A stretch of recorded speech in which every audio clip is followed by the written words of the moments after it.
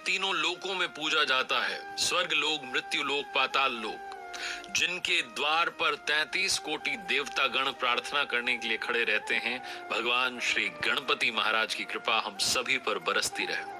भगवान श्री गणपति महाराज से सीखने वाली बहुत सारी बातें हैं, लेकिन 5 बातें भी अगर आपने भगवान गणेश जी की सीख ली तो आपकी लाइफ में मंगल होना शुरू हो जाएगा। आप देख रहे हैं लर्निंग सीरीज सीखोगे नहीं तो जीतोगे कैसे। मैं हूं आरजे कार्तिक। आइए शुरू करते हैं 5 लर्निंग्स फ्रॉम लॉर्ड गणेशा। पहली लर्निंग बताऊं उससे पहले एक छोटी सी कथा सुनाता हूं। जो धन के स्वामी कुबेर हैं वो पहुंचे एक बार भगवान शिव मां पार्वती से मिलने के लिए कैलाश पर, और उन्हें अपना धन वैभव दिखाना चाहते थे, इसलिए कहा कि आप दोनों हमारे यहाँ भोज पर आमंत्रित हैं। भगवान शिव माता पार्वती समझ गए कि ये जो है अपना घमंड जो है उसका प्रदर्शन करना चाह रहे हैं, इनके पास में जो खजाना है उसके बारे में बताना चाह रहे हैं। तो उन्होंने कहा हम तो नहीं आ सकते, लेकिन हमारे पुत्र गणेश को लेके जाइए, वो बहुत अधिक भोजन करता है, बस इसका ध्यान रखिएगा। कुबेर जो थे वो अहंकार में थे, उन्होंने कहा कोई बात नहीं, आप भेजिए, हम व्यवस्था कर देंगे, हमारे यहाँ कोई कमी नहीं है। भगवान शिव जी ने कहा देख लो हमारा बेटा बहुत भोजन करता है। उन्होंने कहा कोई बात नहीं, आप भेजिए। जैसे ही गणेश जी वहां पहुंचे कुबेर स्वामी के यहाँ पर, उन्होंने भोजन करना शुरू किया।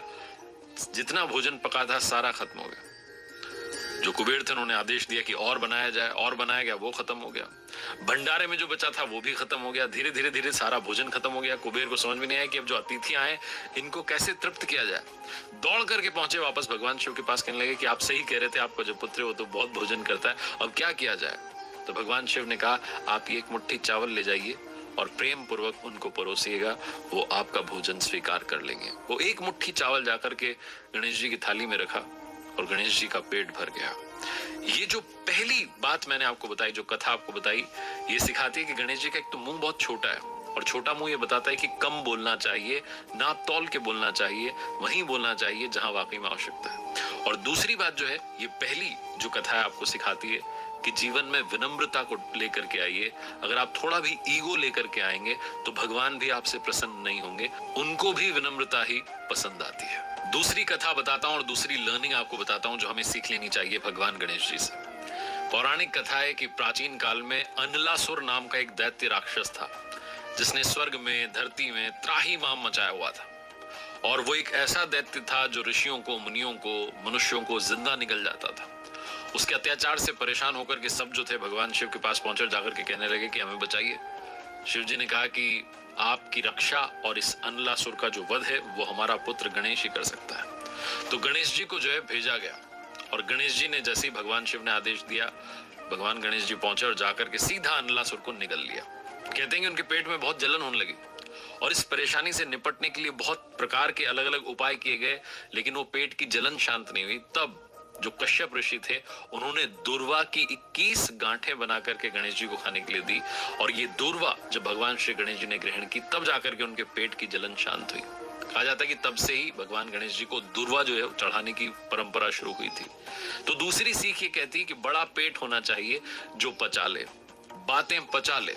कई लोगों के पेट में बात नहीं पचती और इसी वजह से कई घरों में विवाद हो जाते हैं, कई दोस्तियां टूट जाती हैं, कई रिश्ते बिखर जाते हैं। बात को अपने पास ही रखना हमें सीखना चाहिए, जो कि भगवान श्री गणेश का जो बड़ा पेट है वो हमें सिखाता है कि पचाना भी चीजों को, बातों को आना चाहिए। तीसरी जो बड़ी बात सीखने को मिलती है वो ये है कि बड़े कान जो भगवान गणेश जी के हैं वो हमें सिखाते हैं बहुत ध्यान से सुनना चाहिए। जो ध्यान से नहीं सुनते हैं नुकसान उनका हो जाता है। एक बड़ी प्राचीन कथा है, गांव में वृद्ध महिला रहती थी, वो जो माता जी थी वो भगवान गणेश जी की बहुत बड़ी भक्त थी। उनके एक बेटा था, बहू थी घर में, और भगवान की बहुत भक्ति की तो भगवान प्रसन्न हो गए और दर्शन दिए और कहा कि माता जी मांगिए, आप क्या मांगना चाहती हैं। तो माता जी ने कहा मुझसे तो मांगा नहीं जाता, मैं और क्या मांगू, आप आ गए। तो भगवान जी ने कहा नहीं, आप अपने बेटे बहू से पूछ लो। तो जो माता जी थी अपने बेटे के पास गई कि भगवान गणेश जी आए और कह रहे हैं कि मांग लो, बता मैं क्या मांगू।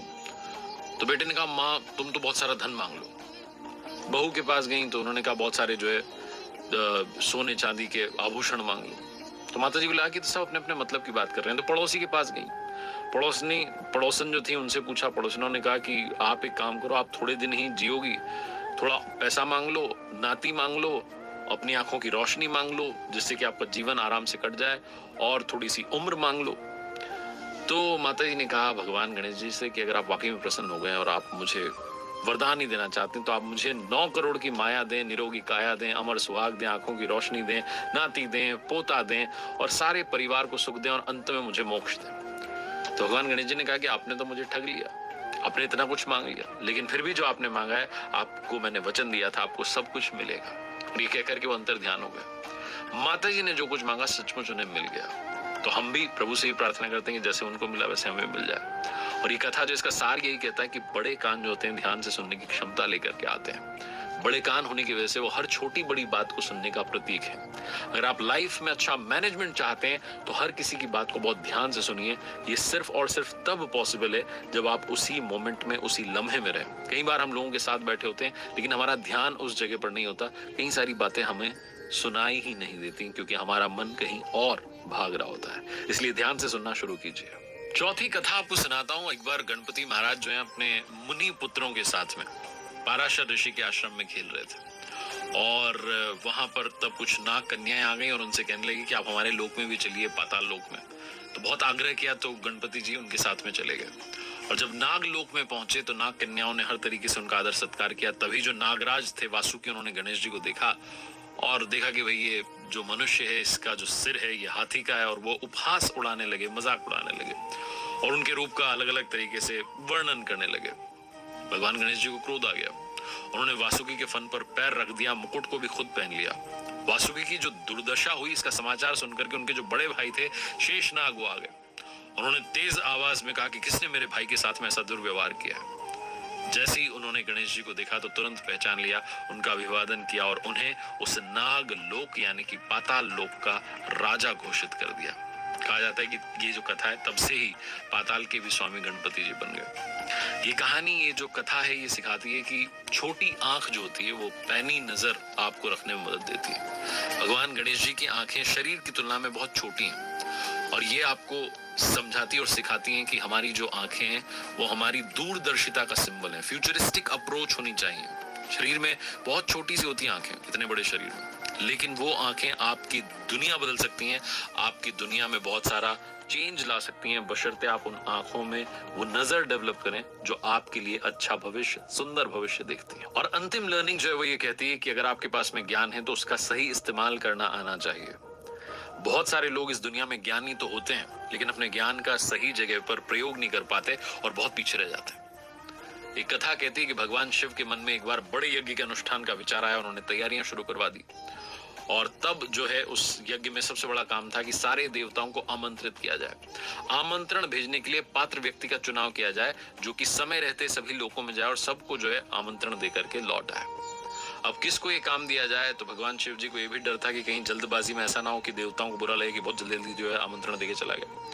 तो उन्होंने काम जो था अपने पुत्र गणेश जी को सौंपा कि आप जाइए और सबको आमंत्रित कीजिए। अब गणेश जी ने सोचा कि जो मेरा वाहन है चूहा वो तो बड़ा छोटा है, ऐसे अगर मैं गया तो पता नहीं कितने दिन लग जाएंगे, वर्ष बीत जाएंगे। तो फिर उन्होंने अपने मस्तिष्क का प्रयोग किया, अपने ज्ञान का प्रयोग किया। उन्होंने कहा बहुत आसान है, काम करते हैं, सारे देवताओं को यज्ञ में शामिल होने का आमंत्रण ही देना है तो सारे देवताओं का वास भगवान शिव में ही है, क्यों ना उनको प्रसन्न किया जाए तो सारे देवता प्रसन्न हो जाएंगे और यहाँ पधार जाएंगे। तो भगवान गणेश जी ने भगवान शिव का पूजन किया और सारे देवताओं का आह्वान किया और सारे जो आमंत्रण पत्र थे भगवान शिव को समर्पित कर दिए और सारे आमंत्रण स्वतः ही देवताओं तक पहुंच गए क्योंकि सारे देवताओं का वास भगवान शिव में है। तो ये कथा सिखाती है, समझाती है कि ज्ञान का सही प्रयोग बहुत जरूरी है, पूर्ण प्रयोग बहुत जरूरी है, आवश्यक है। उम्मीद है कि इन 5 कथाओं से आपने 5 लर्निंग्स ली होंगी जो आपकी लाइफ में पॉजिटिव चेंज ला सकती हैं। बाकी प्रभु से सीखने के लिए अनंत बातें हैं। प्रभु की कृपा हम सभी पर बरसती रहे। गणपति बप्पा मोरिया। देखते रहिए मेरे साथ हर सोमवार सुबह 9:30 बजे एक नई कहानी, हर शुक्रवार सुबह 9:30 बजे लर्निंग सीरीज का एक नया वीडियो।